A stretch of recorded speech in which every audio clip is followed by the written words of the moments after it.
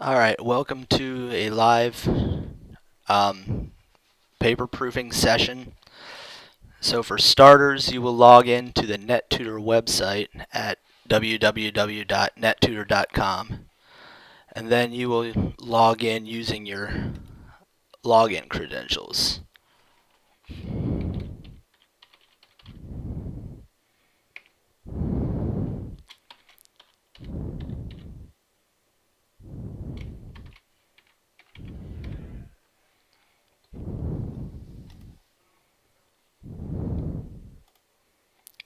That'll take you to your dashboard, and once you see your dashboard, you will see the NetTutor Paper Center, which tells you how many papers there are in queue, whether you have one in progress, and how many you've proofed total. So to open a paper, you will just click here. And then you'll come to the home screen where you'll see how many papers there are in queue.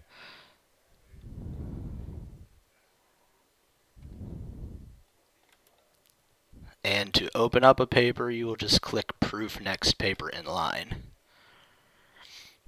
And up here you will see the student info window with their name, the client, the group, when the paper was submitted, when you're starting the review, and after a while that window will disappear. And then we want to set our color to blue, and we usually do font size of 12.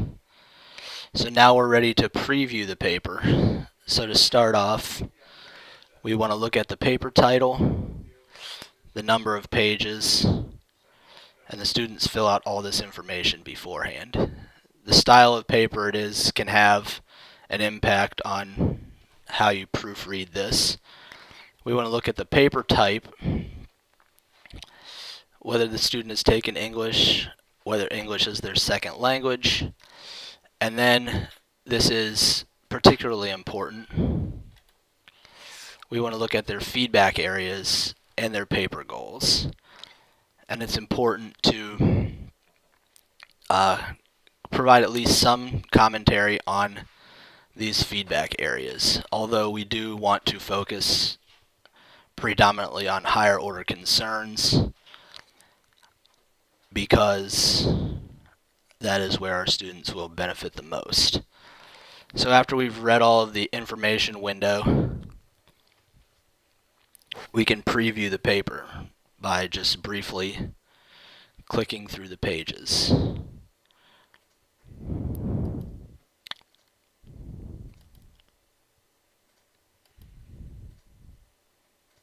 And once you see this emblem, it means that the paper is done.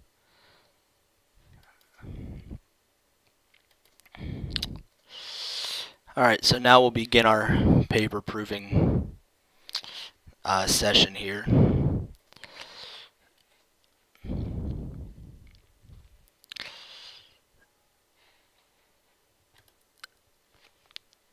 So typically when I'm proofing a paper, I like to just briefly skim the introduction, and I will always mark where I think the thesis statement should be.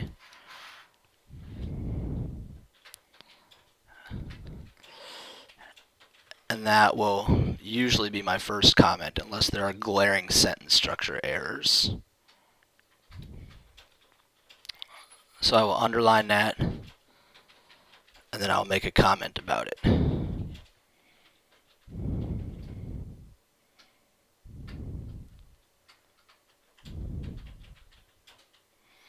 In this case, the student's thesis could be a little bit more specific.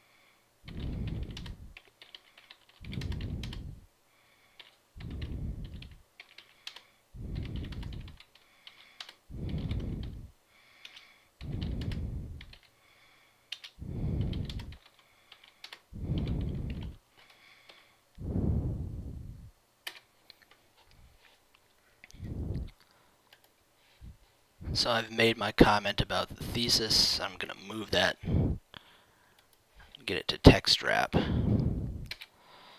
so the student can see the whole comment, because anything that goes off the page they will not see. So here I'm telling the student that they should be specific with their thesis, and then I'm going into how they can do that, and I'm also being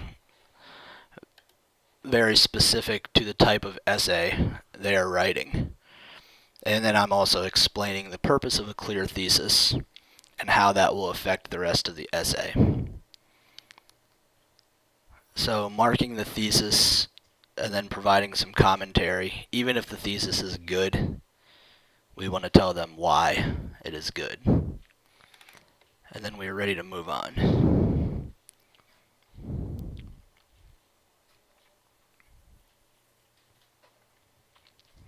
Another thing I like to comment on a lot is the students' topic sentences. Since I just said that the thesis will help organize the paper, I want the students to know that clear topic sentences also play a role in that.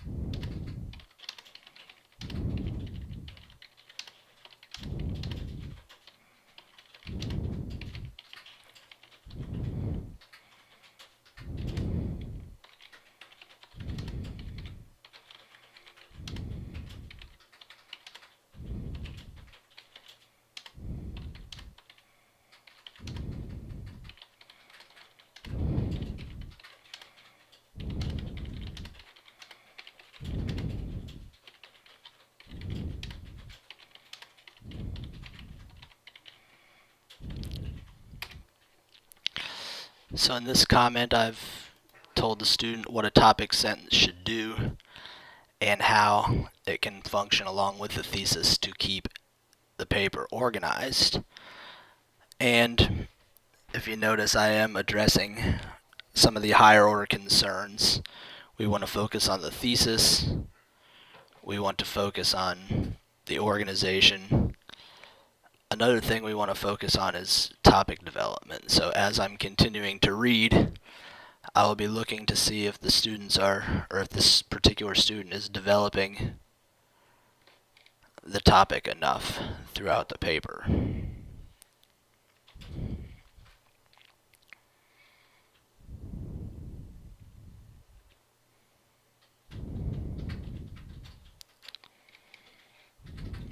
In this case,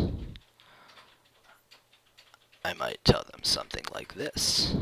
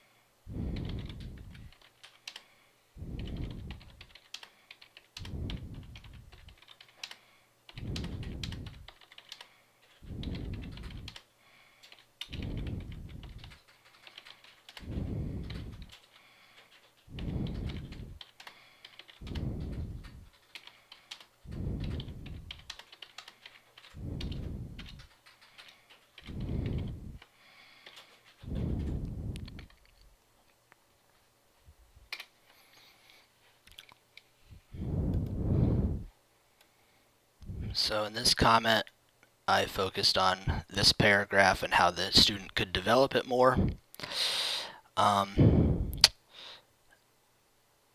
And I offered a suggestion here of what he might or what they might do.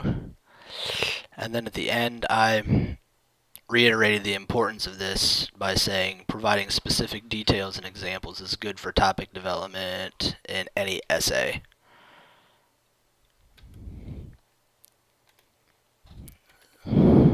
So I'm letting the student know that this suggestion can also help them on future assignments.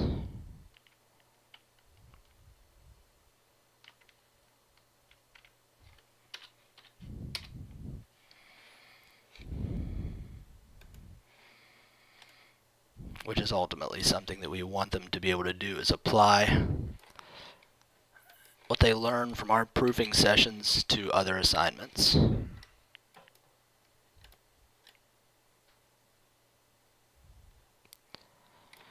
As soon as I get this to wrap right, we will move on.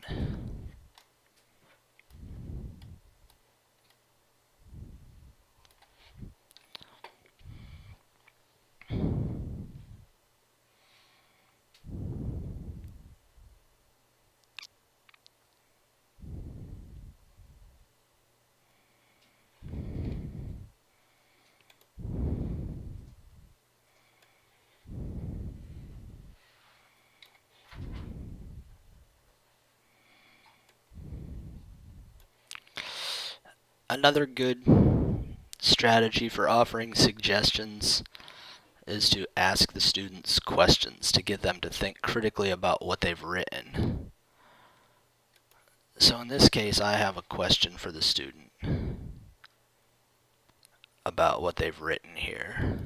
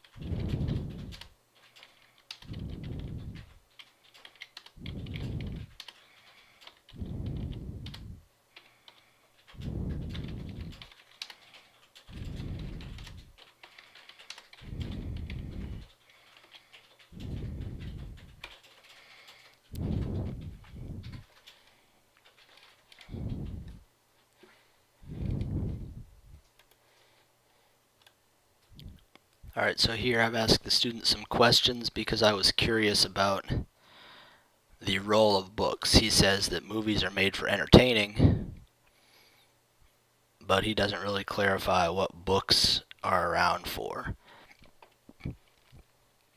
So that's an issue that I think could help with his topic development.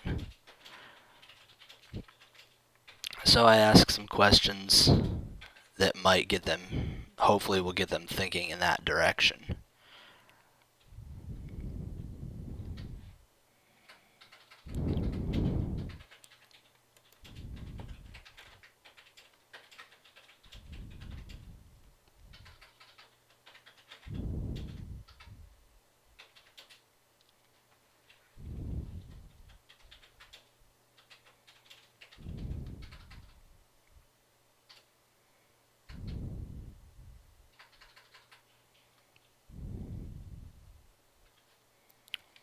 And here we have a small grammatical issue that I might talk about.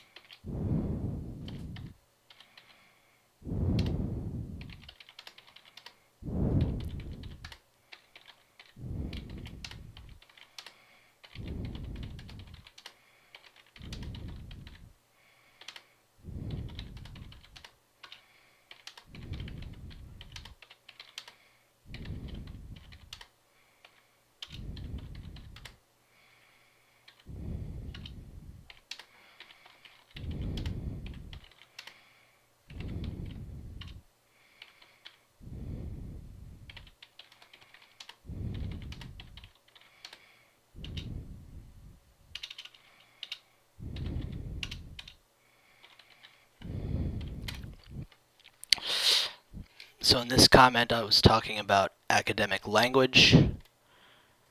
And again, in the comment here, you see that I gave an example. So giving students examples and marking what you're pointing out is also beneficial to them. If you're just talking about a whole paragraph or something like I was earlier, for example here, then you can just kind of put the comment in the margin. If you're dealing with specific grammar issues, a lot of times you can put them within the lines of the paper. As long as the comments are neat and they make sense, we want the students to know where we are telling them or where we are suggesting that they may need to revise something. And again, we're not editing anything for them. We want to provide rules and examples that will help them become better writers for this paper and in the future. And fixing things for them is not doing them due service.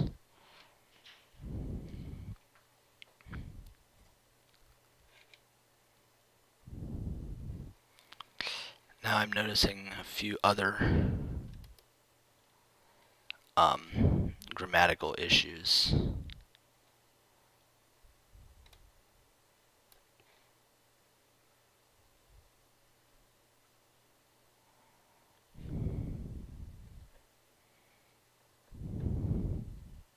Well, we can, yeah, we'll mark that.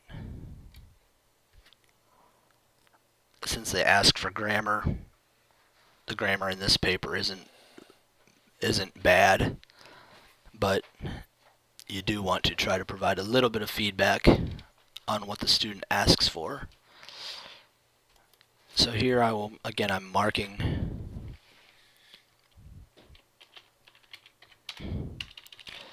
where they might be missing a comma, and I will provide a rule that will help them on this, and then I would just suggest that they continue to check for this problem.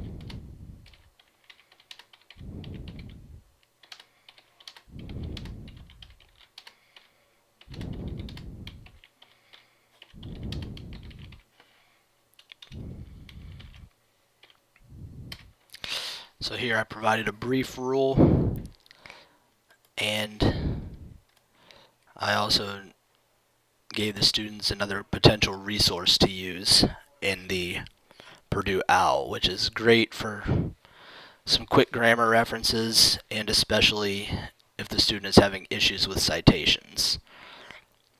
This particular student doesn't look like they need to cite, so that won't be an issue in this review.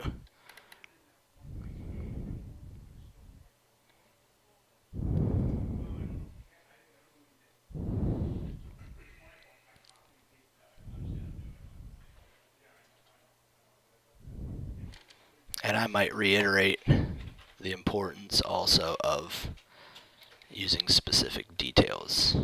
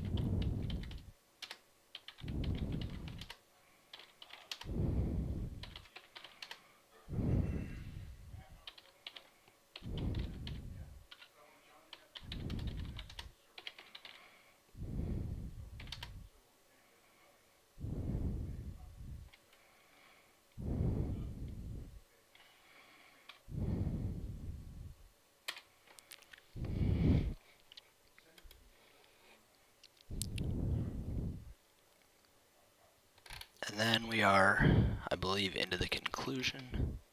Yep. Alright, so in the conclusion, they should be restating their thesis, summarizing their main ideas, and providing closure for the essay. So I will go ahead and remind this student of that.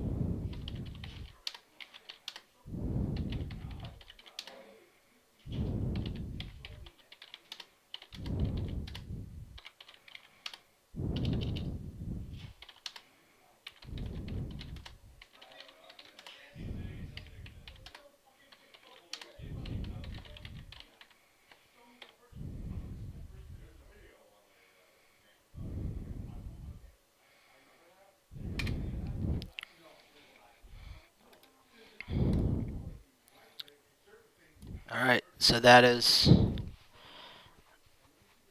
the very basic what we do in the body of the paper.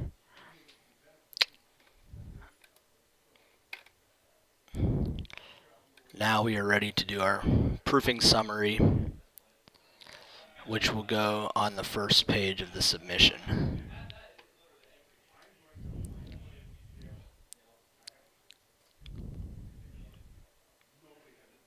And of course, we want to check all of our comments to make sure that we are modeling correct grammar and spelling and punctuation and everything.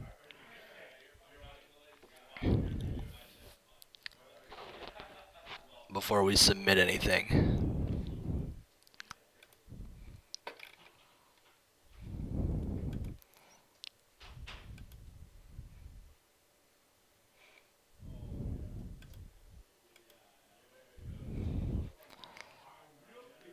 So in the proofing summary, I'll switch my font back to 14.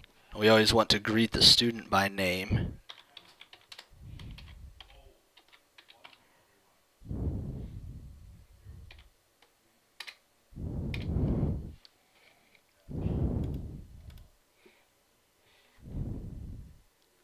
And introduce ourselves.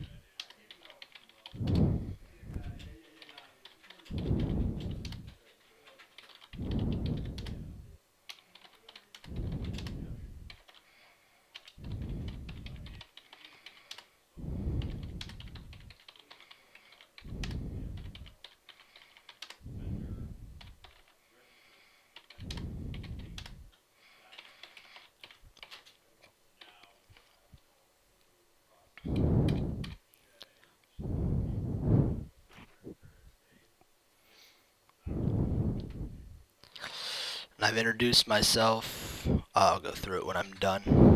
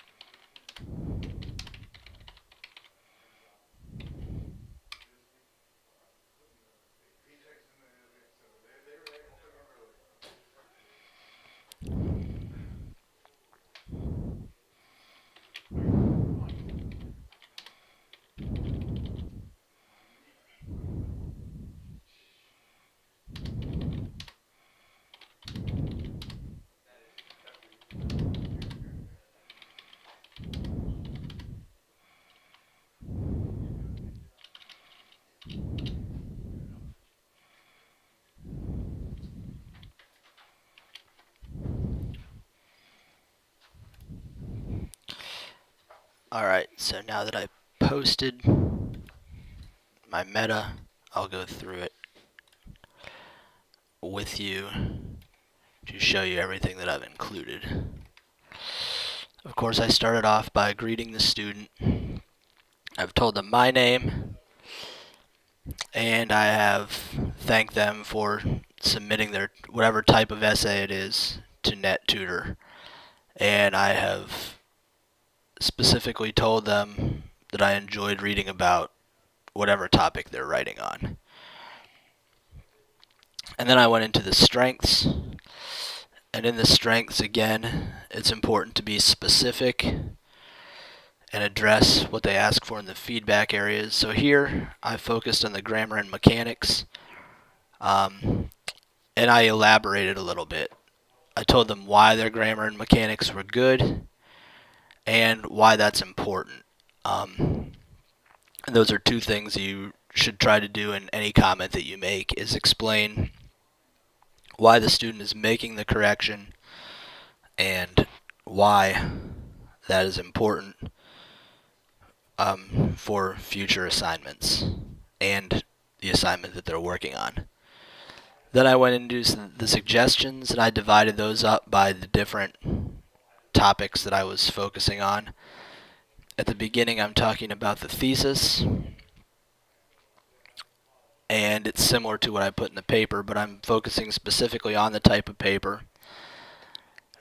And then I'm moving into a little bit of organization, where I'm telling them how the thesis will work for the rest of the paper. And I even gave them an example of a thesis and how to apply that to structuring the body of the paper. So I've hit on their feedback area of focus and thesis statement. And then for the next comment, I went into a little bit about topic development. I thought that they were being a little bit general in this paper, so my suggestion was that they could be providing specific details and examples. And I went into more detail on that in the paper. So your proofing summary, or your meta, is basically just a summary of the comments that you put in the paper. And then when that's done and edited and you're happy with everything you've written, you are ready to send the paper off. So we would just go down here and click send, and then the paper will be returned to the student. And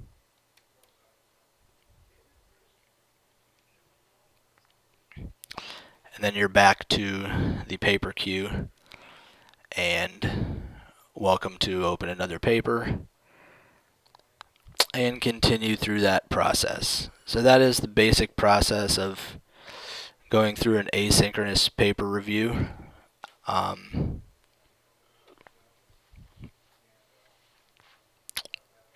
So I hope this has been beneficial for you, and just try to do the following things when you're proofing a paper. Make sure that you preview it. Make sure that you're following the feedback areas, and make sure that you are focusing on the hierarchy of concerns, like thesis statement, the overall organization, topic development, citations and references if need be, and finally the grammar.